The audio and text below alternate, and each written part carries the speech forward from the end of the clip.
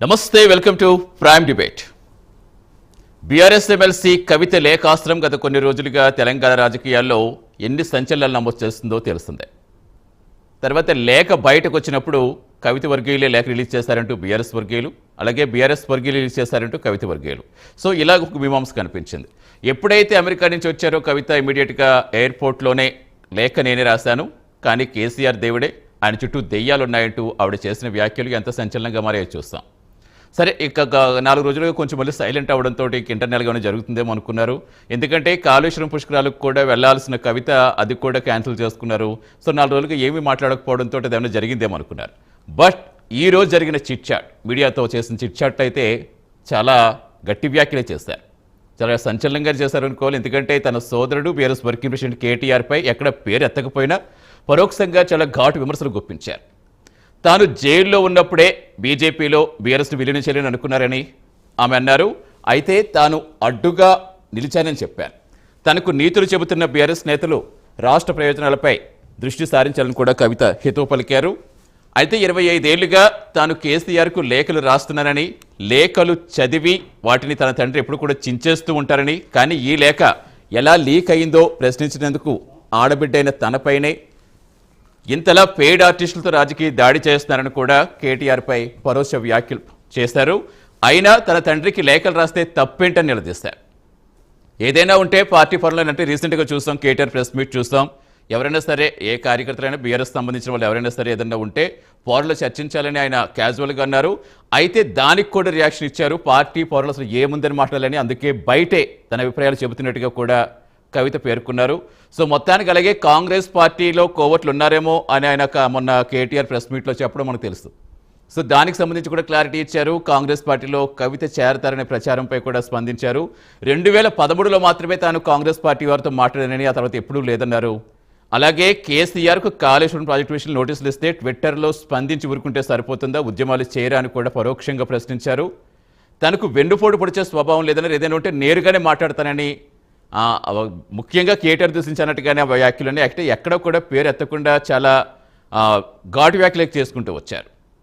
తను అసలు మంచిదాన్ని కానని, కేసీఆర్లో కొంత తెక్క కూడా ఉందని, నోరిప్పితే తట్టుకోలేరంటూ కూడా హెచ్చరించారు. తను రేవంత్ రెడ్డి కోవట్ అనడం కరెక్టేనా అని ప్రశ్నించారు. బీఆర్ఎస్లోని బీజేపీ కోవట్లు ఉన్నారనుకోవాలా అని కూడా ఎదురు నిలదీస్తారు. జైలుకి వెళ్ళేటప్పుడు పార్టీకి పదవికి రాజీనామా చేస్తా అంటే కేసీఆర్ వద్దన్నారని కూడా గుర్తు చేస్తారు.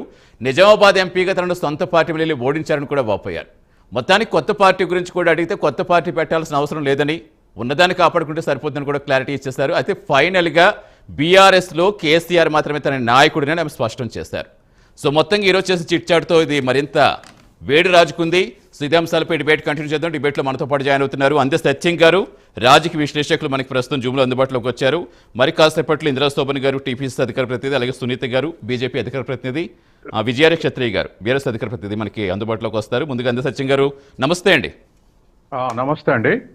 సార్, ముందుగా లేఖాస్త్రం, తర్వాత ప్రెస్ మీట్, ఈరోజు చిట్ చాట్, అసలు ఏంటి మీ అనాలిసిస్ ఏంటి? అసలు ఏం జరుగుతుంది అనుకోవాలి? ఏం లేదు, గత దరిదాపు 3-4 ఏళ్లుగా కేటీఆర్కు నాయకత్వం అప్పగిస్తూ వస్తున్నారు కేసీఆర్. గతంలో హరీష్ రావుని మంత్రివర్గం నుంచి తొలగించి వర్కింగ్ ప్రెసిడెంట్ కేటీఆర్ని చేసి యంత్రాంగం మొత్తాన్ని కేటీఆర్ దగ్గరకు ఛానలైజ్ చేశాడు. అప్పుడు కేసీఆర్ మన హరీష్ రావుని పక్కకు పెట్టాడు. ఆ తర్వాత కూడా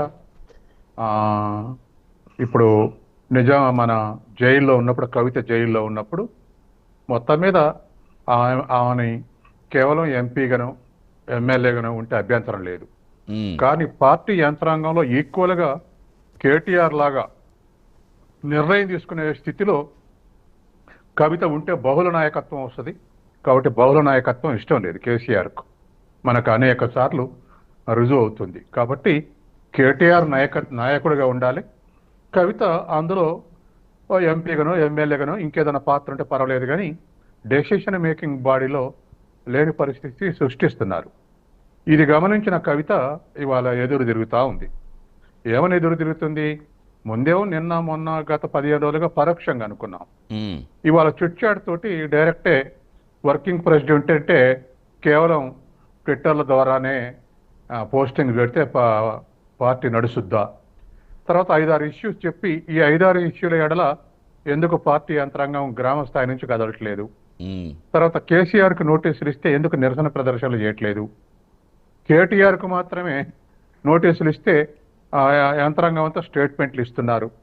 కాబట్టి ఇదంతా ఏమిటి?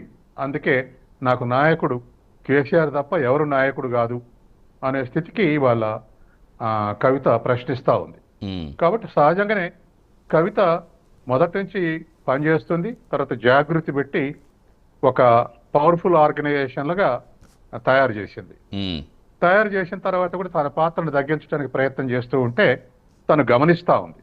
కాబట్టే ఇక ఆఖరికి చివరికి అన్ని విషయాలు బయటకు తీసుకొస్తుంది. నిజామాబాద్లో ఓడించిన దాంట్లో ఎమ్మెల్యేలు ఉన్నారు. ఈ ఎమ్మెల్యేలు ఎవరు అనుచరులు, తర్వాత ఇవాళ లేఖ రాస్తే ఇప్పుడు కేటీఆర్ ఏం స్టేట్మెంట్ ఇచ్చాడంటే ఏదైనా అంతర్గతంగా ఉంటే అంతర్గతంగా మాట్లాడుకోవాలని, బహిరంగం కరెక్ట్ కాదు అన్నాడు కేటీఆర్. కానీ అసలు బహిరంగం చేసితే మరి కేసీఆర్ చుట్టూ ఉన్నటువంటి దయ్యం లేఖను రిలీజ్ చేసింది.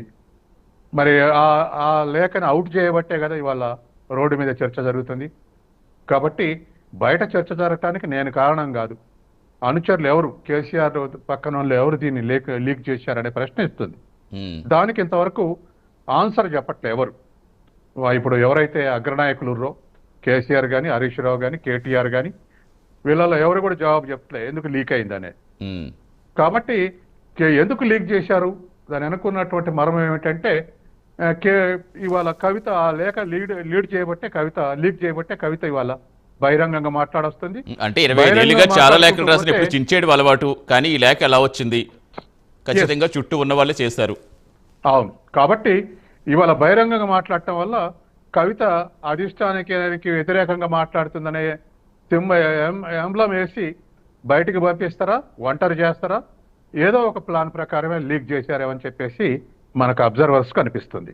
కాబట్టి కవిత వీటన్నిటి కలిపి ప్రశ్నిస్తుంది. బహుశా కేసీఆర్ అయితే అధ్యక్షుడిగా ఉన్నా, కేసీఆర్ చేతుల యంత్రంగా ఉన్నా నాకు వేరే పార్టీ అవసరం లేదని ఇప్పటికి కూడా చెప్తుంది. కాబట్టి ఒకవేళ కేసీఆర్ అనుకున్నట్టుగా కేటీఆర్కి నాయకత్వం అప్పచెప్తే ఖాయంగా ఒకరి నుంచి ఒకళ్ళు అనుసరిస్తూ ఇవాళ మరి కవిత లాగానే ఇంకా కొంతమంది అయిష్టమైనటువంటి స్టేట్మెంట్లు ఇచ్చే అవకాశం ఉంది. సో ఎప్పటి నుంచో అది అలాంటి కొన్ని వింటూ ఉన్నాయి. ఎప్పుడు కూడా ఎక్కువగా కవిత గారు ఎప్పుడు రాకపోయినా కవిత గారి మీద, హరీష్ రావు గారి మీద మాత్రం ఎప్పుడు కూడా ఆయన అసంతృప్తిగా ఉన్నారు, బయటకు వచ్చేస్తున్నట్టు ఎప్పుడు వచ్చినా ఆయన ఇప్పుడు క్లారిటీ ఇచ్చుకోవడం ఇలాంటివి జనరల్గా చూస్తూ ఉంటాం. కానీ ఈసారి కవిత గారు మాత్రం ఇమీడియట్గా ఆవిడే ఓపెన్ అప్ అవడంతో, చాలా గట్టిగా రియాక్ట్ అవడంతో చాలా పెద్ద ఇష్యూలాగే కనిపిస్తుంది అనుకోవచ్చా? హరీష్ రావు గతంలో కూడా ఆయన మంత్రివర్గాల నుంచి పక్కకు పెట్టినప్పుడు కరీంనగర్, మెదక్ జిల్లాల్లో నేను తిరుగుతున్నప్పుడు ఒక పని మీద 2-3 months ఎక్కడ చిన్న పెద్ద ఏ సమావేశంలో ఏ కార్యాలయం ముందు కూడా ఫ్లెక్సీలు హరీష్ రావు పేరు లేకుండా చేశారు. దరిదాపు హరీష్ రావు దగ్గరికి ఆ సంవత్సరం పాటు హరీష్ రావు దగ్గరికి ఏ నాయకుడు పోలేదు, పోతే బ్లాక్ లిస్ట్ పడతాన్న భయంతో వచ్చింది. ఆ విధంగా హరీష్ రావును తప్పించారు ప్రధాన పాత్ర నుంచి. అంటే ఛానలైజ్ చేశారు కేటీఆర్ దగ్గరికి. మొత్తం నాయకులు కానీ, ఎమ్మెల్యేలు కానీ ఎవరైనా కేటీఆర్ని అప్రోచ్ కావాలన్నటువంటి డైరెక్షన్ ఉంది అందులో. ఇవాళ కవితను కూడా పక్కకు నెట్టేస్తే హోల్ అండ్ సోల్ కేటీఆర్ఏ అనేటువంటి ఇండికేషన్స్ వస్తుంటే అది గమనించిన కవిత ఇవాళ నా పాత్ర ఏమిటో చెప్పండి, పార్టీలో నేను మొదటి నుంచి పనిచేస్తున్నా, ఎవరు సొత్తు కాదు, అందరం కలిసి పనిచేసుకుంటూ వస్తున్నాం, కాబట్టి ఒక్కల పెత్తనం ఏందనే విధంగా ఇవాళ క్వశ్చన్స్ ఉన్నాయి. వాటికి అనేకంగా ఒక 60 ఇష్యూస్ లేపుతూ పార్టీ ఇన్ఎఫిషియన్సీ ఉంది, అది వర్కింగ్ ప్రెసిడెంట్ వల్లనే ఇన్ఎఫిషియన్సీ ఉందనేది పరోక్షంగా చెప్తూనే ఉంది. ఎందుకంటే కేసీఆర్ మీద ఇన్ని రకాల నోటీసులు ఇచ్చేంత దాడి చేస్తున్నా ఎక్కడ నిరసన ప్రదర్శనలు కానీ, ఎక్కడ పార్టీని లేపటం కానీ, ఆర్గనైజ్ చేయటం కానీ జరగట్లేదు. కేవలం ట్విట్టర్లో స్టేట్మెంట్ ఇచ్చి ఊరుకుంటున్నారు. ఇది ఇన్ఎఫిషియన్సీ అని చెప్పేసి వాళ్ళ చిట్చాట్లో చెప్తా ఉంది. కాబట్టి ఖచ్చితంగా ఇవాళ ఈ చీలిక రాకుండా కాపాడుకోవాలంటే కేసీఆర్ ఖచ్చితంగా కవిత పాత్ర ఏందో చెప్పాలి, ఇప్పుడే చెప్పాలంటుంది. ఎలక్షన్ వచ్చినాక నేను ఎంపీ ఇస్తాం, ఎమ్మెల్సీ కాదు, నా పాత్ర ఏందో చెప్పమంటుంది. కాబట్టి ఇప్పటి వరకు మరి ఎమ్మెల్యే టికెట్లైనా, ఎంపీ టికెట్లైనా, లేకపోతే ఇంకేదైనా మొత్తం మీద డెసిషన్ మేకింగ్ లో కవిత కూడా ఉంది. ఇప్పుడు ఆ డెసిషన్ మేకింగ్ నుంచి పక్కకు తప్పించే ప్రయత్నం జరుగుతుంది, అది గమనించింది. గమనించే ఈ విధమైనటువంటి జరుగుతుంది. ఇప్పుడు కవిత ఈ స్టేట్మెంట్ చేయటం వల్ల కాంగ్రెస్ పార్టీ కొన్ని క్వశ్చన్స్ లేవదెత్తుతుంది. ఉమ్, ఎలక్షన్లప్పుడు బీజేపీ బీఆర్ఎస్ ఒకటే అన్నారు, అది నిజం. బీజేపీ బీఆర్ఎస్ ఒకటే. గతంలో బీజేపీలో కలుపుతాం అన్నది నిజం. కవిత ఎదురు తిరిగితేనే ఆగిందని ఇప్పుడు కవిత చెప్తుంది. ఇప్పుడు మీరేం జవాబు చెప్తారని అడుగుతున్నారు. ఉమ్, ఆది శ్రీనివాస్ స్టేట్మెంట్ ఇచ్చాడు. కాబట్టి మొత్తం మీద కవిత ఇంకొంచెం మాట్లాడితే మాత్రం బీఆర్ఎస్ పూర్తిగా కార్నర్ అయ్యే అవకాశం ఉంది. ఫాలోయర్స్ లో కూడా నిర్లిప్తత ఇంకెక్కువ అయ్యే అవకాశం ఉంది. Right sir. త్వరగా కంటిన్యూ చేయండి. పరిష్కరించుకోకపోతే ఇది ఖచ్చితంగా ఒకరికొకరు